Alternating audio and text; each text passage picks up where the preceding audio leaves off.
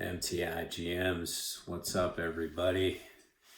Week 11. Wow. Week 11 starts tomorrow night, Thursday game. Here with the Week 10 recap of everything that was in the MTI. By Mageddon happening in the midst of that. Some teams are really taking a beat in there.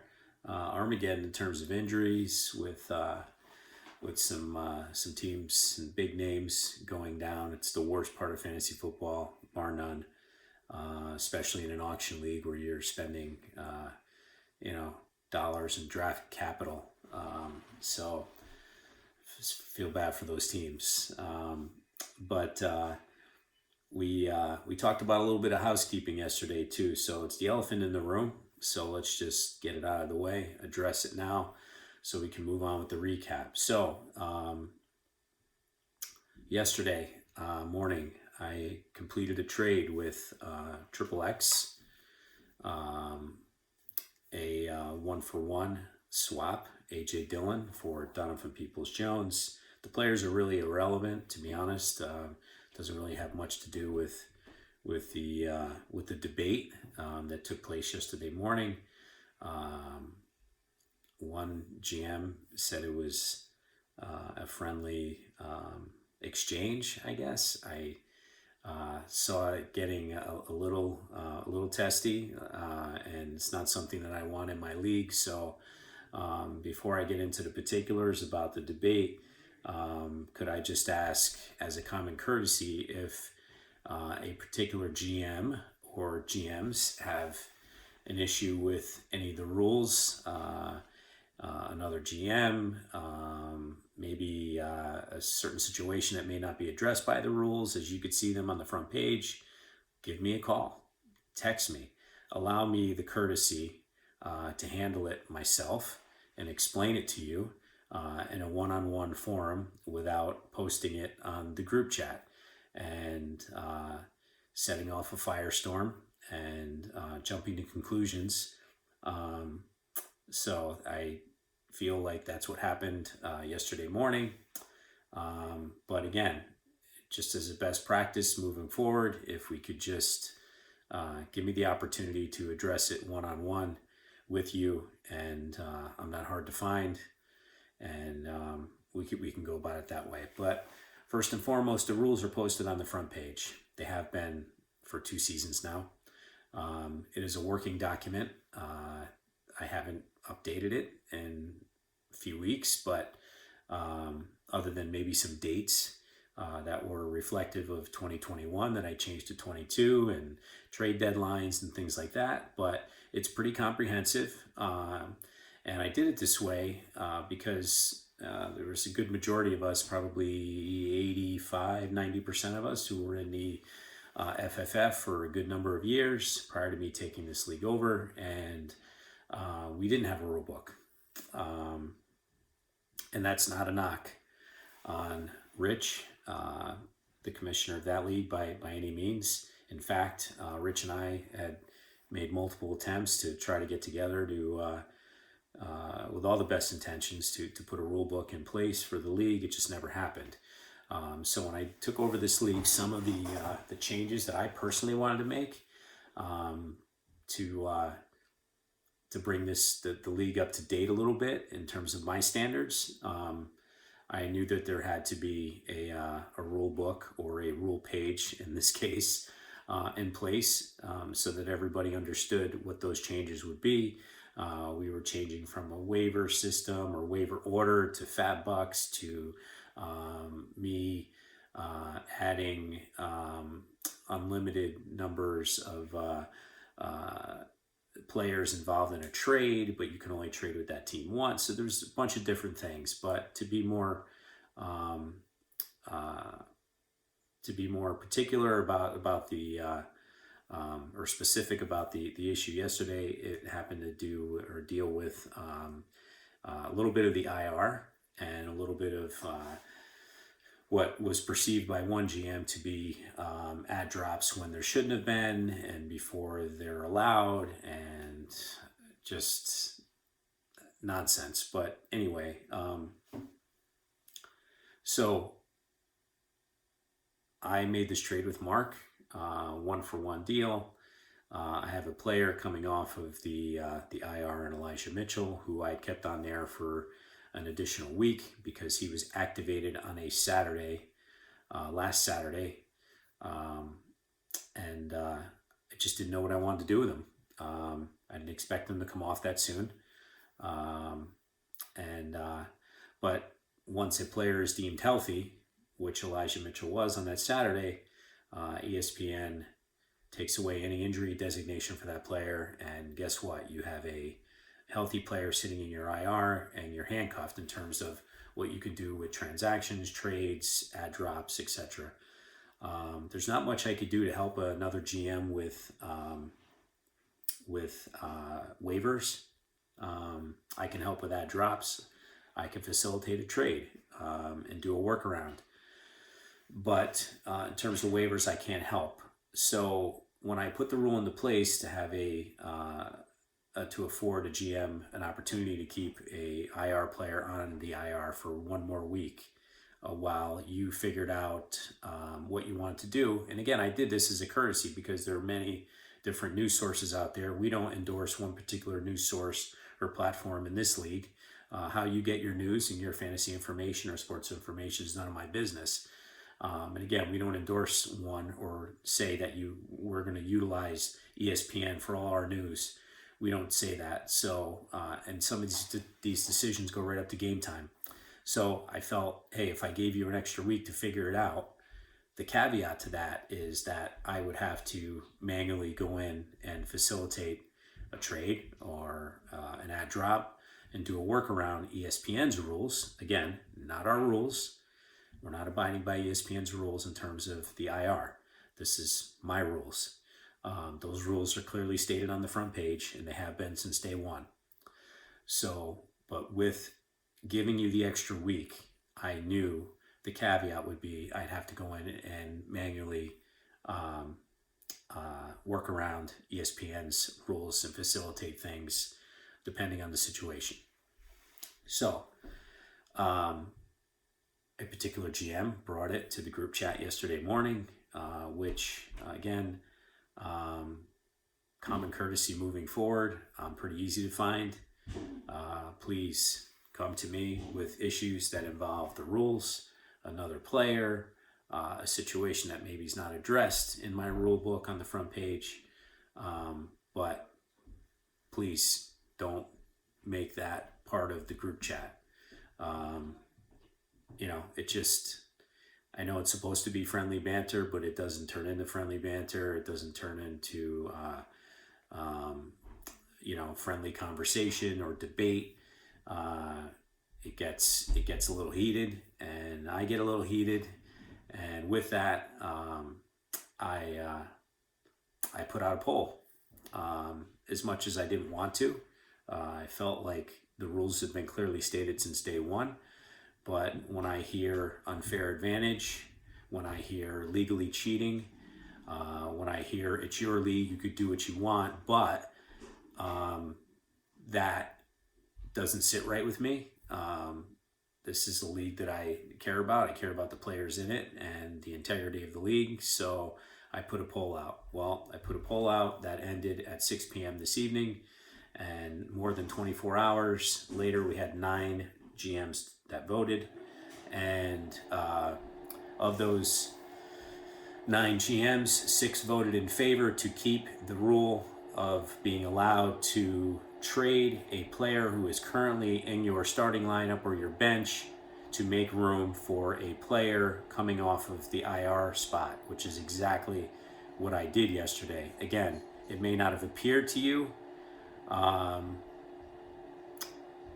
because it didn't come through in the normal fashion that a trade alert or update would come to you via the app or the website.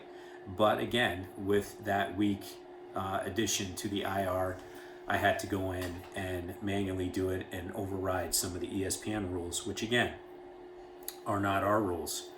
So I hope that makes it clear. Again, the rules are on the front page. they address this situation. The trade is going to stand. The rules will stand for the remainder of this year. If you choose to be in the league next year and you'd like to vote on that rule again and have your voice heard, we could do so at the draft, which I don't care what we have to do, but it'll be live, and you could voice it then. But for the remainder of this year, I went the extra step and put the poll up more than what I wanted to do, but to appease, at least 2 GMs who had an issue with it. Hopefully this clears it up a little bit. I'm not really interested in what you think my rules should be. These are my rules, and I don't just make them up on the fly.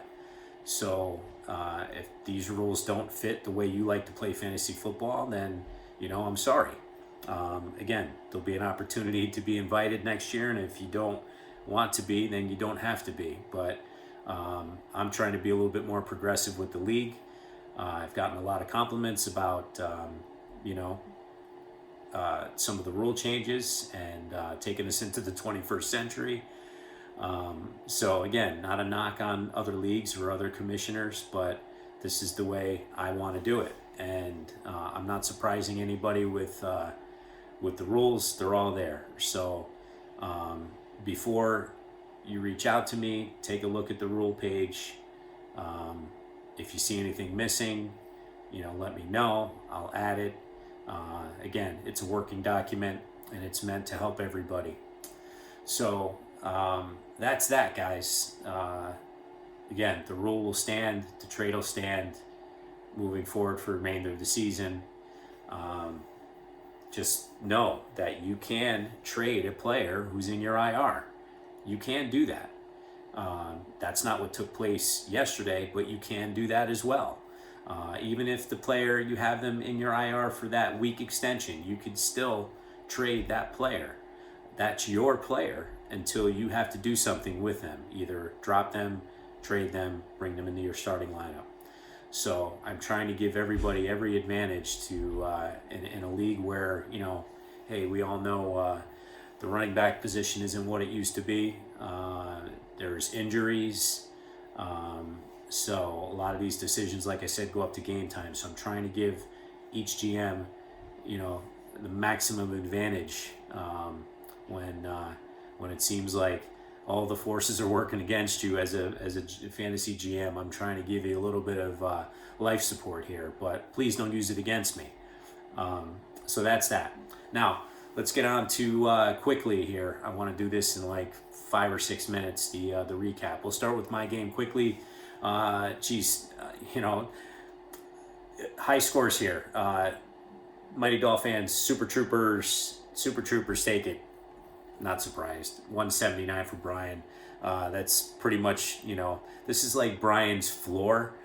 His ceiling is somewhere in the 200s, so I caught him on a light week, but I couldn't really do much about it. 139.5 for me.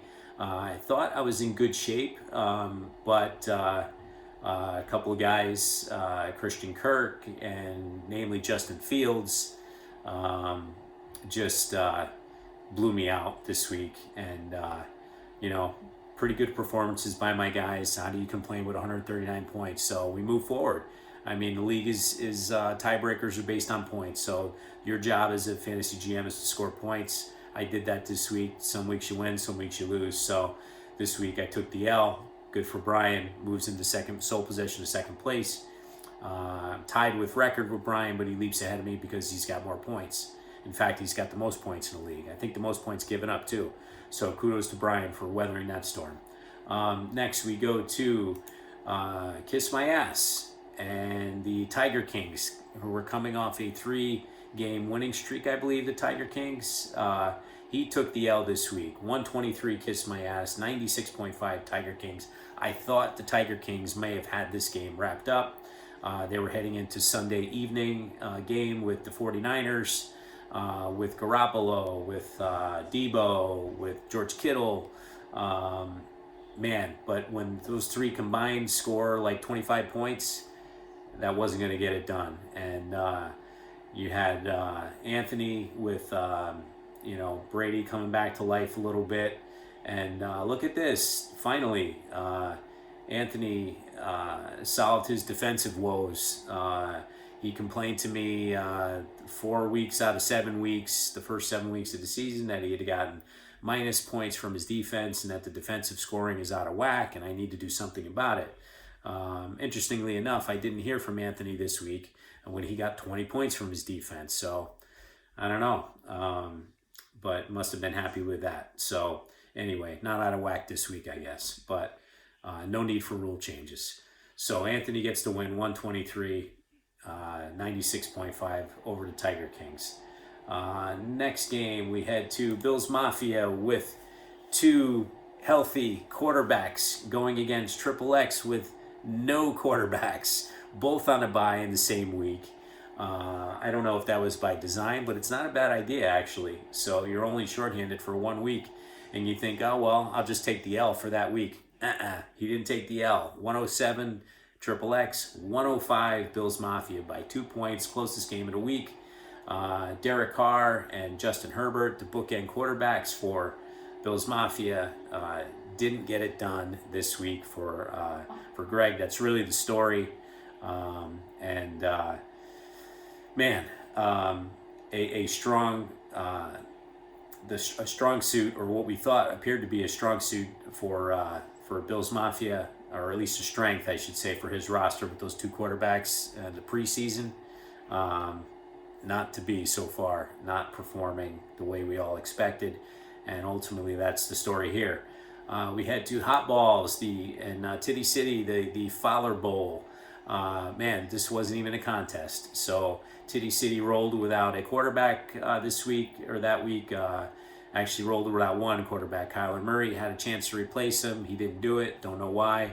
But maybe now that we've talked about the IR and the rules are on the front page, maybe here in week 11, he'll figure it out. So who knows? But a couple of guys still getting it done for Rich, though. Pollard, Tua, but not enough to overtake the Hot Balls, who got a season high performance out of the complicated individual, Aaron Rodgers, with 30 points, his first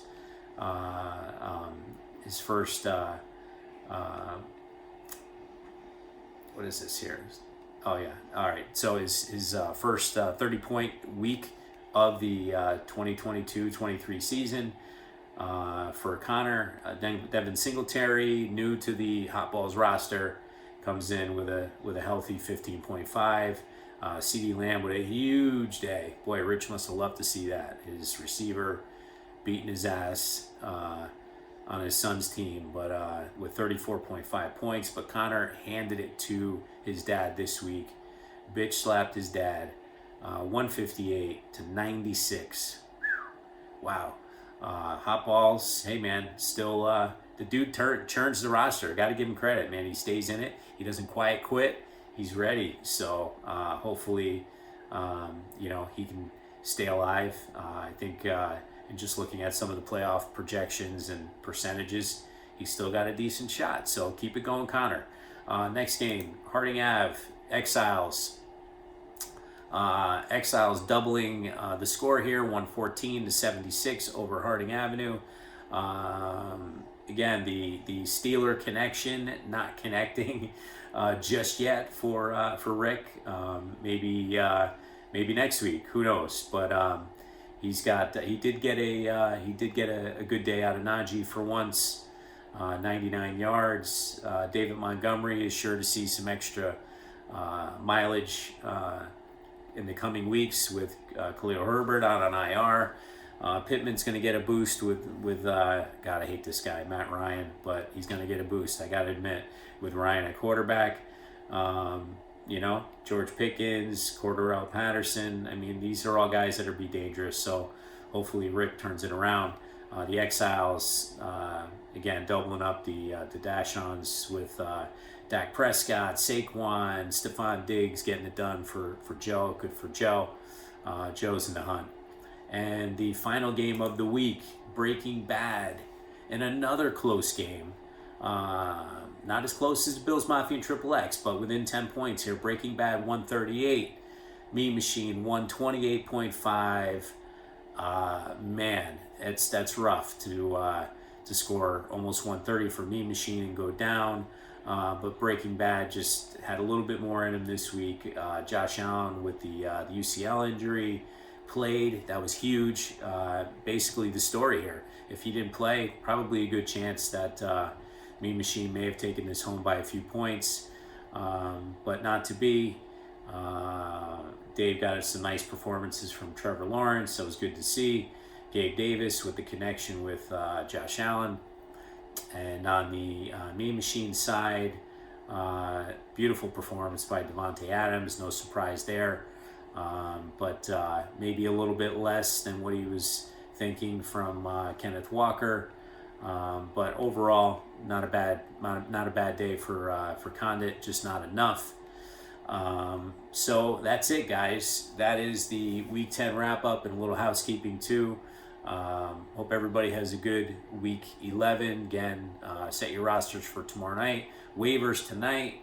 And we'll see you all next week. Thanks.